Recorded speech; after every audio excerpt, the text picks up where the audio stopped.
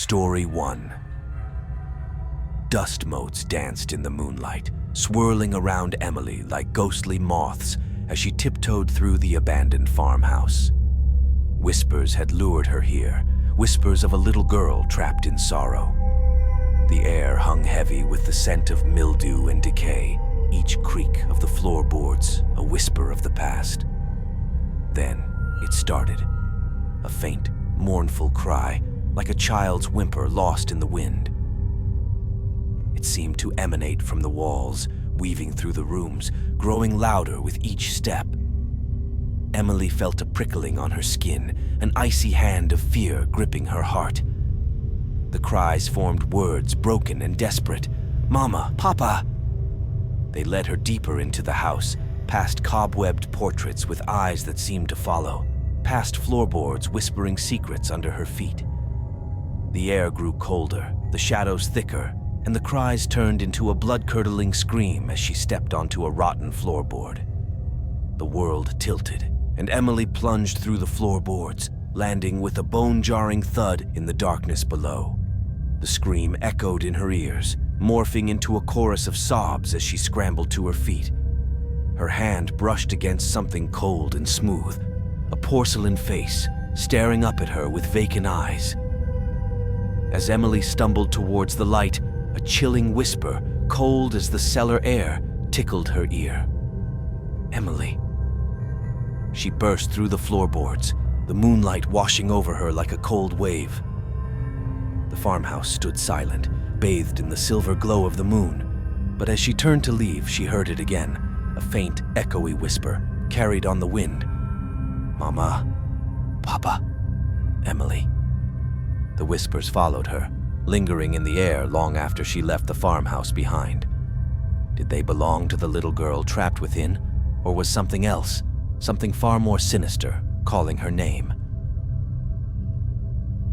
Story 2.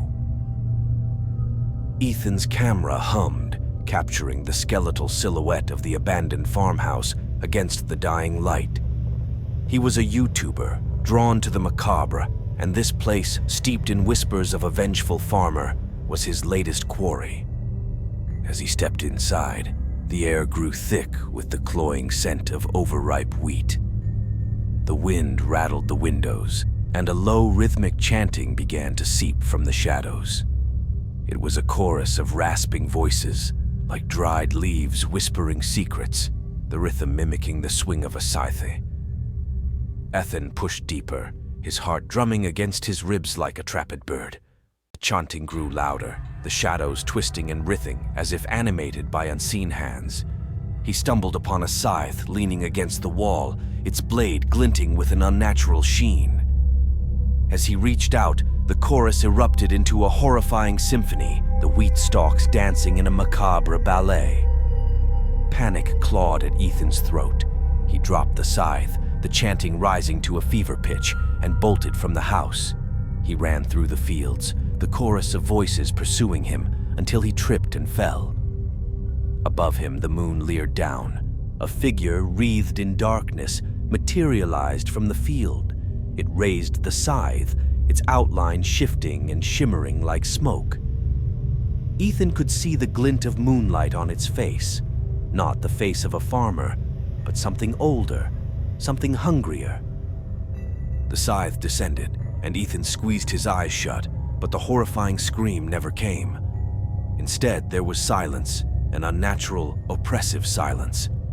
When he opened his eyes, the figure was gone, the scythe lying abandoned on the ground. The moon hung high, casting long skeletal shadows across the fields. Ethan was alive, but the silence was worse than any scream. What had he seen? What entity had claimed the farmhouse, and what were its intentions for the living world?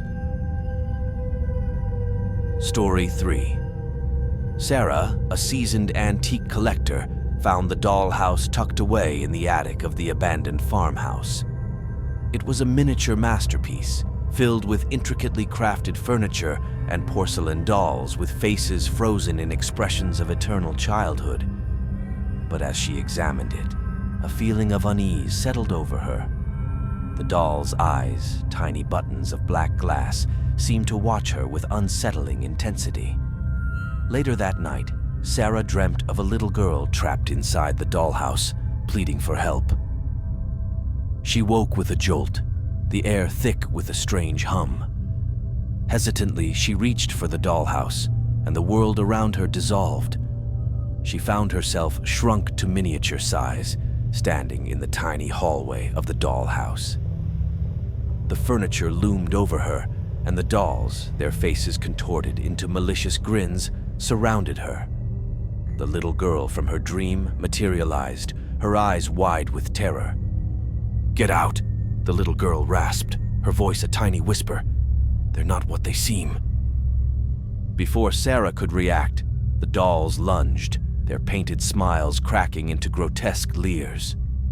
Tiny porcelain hands ripped at her clothes, their touch surprisingly strong. Sarah screamed, scrambling back towards the light of the dollhouse door. She caught a glimpse of her own reflection in the warped mirror of a miniature vanity, her face twisted in the same chilling grin as the dolls. Panic surged through her as she realized she was becoming one of them, trapped in this eternal nightmare. With a desperate burst of strength, she shoved the little girl towards the door. "Go," she choked out, tears blurring her vision. The girl hesitated, then turned and fled, a single tear glistening on her porcelain cheek. The dolls surged again, their cold fingers closing around Sarah's throat. In a final flicker of defiance, she grabbed a tiny rocking horse and smashed it against the nearest doll. Its head cracked into shards, revealing a hollow space filled with an inky darkness. The other dolls recoiled, a hiss escaping their painted lips. Seizing the opportunity, Sarah pushed through them, scrambling towards the door. As she stumbled back into the real world, the dollhouse pulsed with a malevolent light, and the dolls' screams, like the grinding of tiny teeth, filled the room. Sarah collapsed onto the dusty floor, gasping for breath. Her hands trembled, tiny pricks of darkness still staining her skin. The dollhouse sat before her, silent and sinister, a dark portal to a world of twisted nightmares. She knew she had escaped, but a chilling question clawed at her. How many others had she condemned to join the little girl in that porcelain prison? Story 4. The wind howled through the skeletal trees, whipping Jacob's hair around his face as he stood before the gaping maw of the abandoned well. Legends swirled around it like the dust devils dancing in the distance. Whispers of a vengeful farmer bound to the land by an unfinished harvest, his tormented spirit forever trapped within. Jacob, a seasoned paranormal investigator, craved the truth, the cold, hard evidence lurking beneath the veil of myth. He lowered the microphone, its cord slithering into the darkness like a hungry serpent.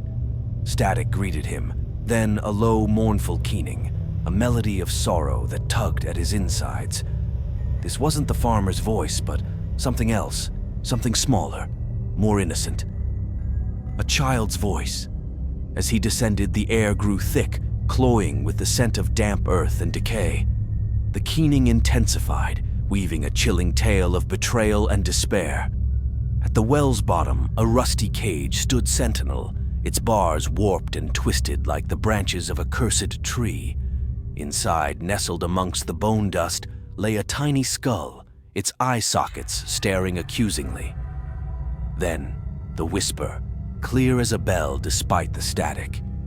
"He stole my life, stole my harvest." The voice rose, a crescendo of fury, and the cage rattled violently. Jacob backed away, his heart a frantic drum against his ribs. Suddenly, the shadows lining the well's walls writhed and stretched, forming into vaguely humanoid shapes with eyes like burning embers. Their skeletal fingers scraped against the stone, reaching for him, their whispers morphing into a chorus of hunger. Panic clawed at Jacob's throat. He fumbled for the rope, his fingers slick with sweat. As he pulled himself up, the darkness reached for him, cold and grasping. He burst out of the well, the morning sun a searing blade against his eyes. The farmhouse stood silent, a monument to the secrets it held captive. but the whispers lingered, echoing in the wind, a chilling reminder of the horrors he had glimpsed. He had seen the farmer's harvest, not wheat or corn, but souls trapped in an eternal cycle of torment. He had heard their pleas, their desperate cries for sanctuary. Was the well truly sealed? Could their hunger ever be satiated?